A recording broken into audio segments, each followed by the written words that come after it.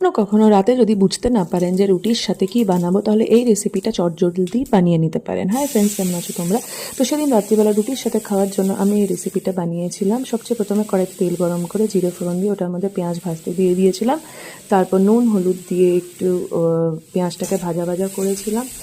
তারপর ওটার মধ্যে আমি ভাজা সব যত রোজকার যে মশলাগুলো আছে ওই মশলাগুলো দিয়েছিলাম। কাঁচা লঙ্কা কুচিয়ে দিয়েছিলাম। তারপরে কাশ্মীরি লাল মির্চ এইসব দিয়ে আগে ভাজা ভাজা করে একটু আদা বাটা দিয়েছিলাম, আপনারা রসুনও দিতে পারেন। এই সব দিয়ে একটু যখন পেঁয়াজটা ভাজা ভাজা হয়ে আসবে, তারপরে বাড়িতে গাজর আর আলু ছিল, আমি ওটাকে কেটে একটু মাইক্রোওয়েভে আগে সেদ্ধ করে নিয়েছিলাম। তারপরে ওটা ঢেলে দিলাম। ওটাকে সবচেয়ে প্রথমে একটু ঢাকা দিয়ে ওটাকে মিডিয়াম আছে ওটাকে ফার্স্ট সেদ্ধ করলাম। তারপর কি করলাম, দুটো ডিম ফাটিয়ে ওটার মধ্যে দিয়ে দিলাম। দিয়ে ওটাকে খুব ভালো করে ভাজলাম। আর একটু ঝুড়ি ঝুড়ি যখন হয়ে যাবে, ডিমের ঝুড়ি ঝুড়ি ভুজিয়া টাইপস, ওরকম করে ঠিক ওটাকে নামিয়ে নিলাম। তো ব্যাস, আমার এই রেসিপিটা তৈরি। এটা খুব সুন্দর লাগে রুটি দিয়ে খেতে।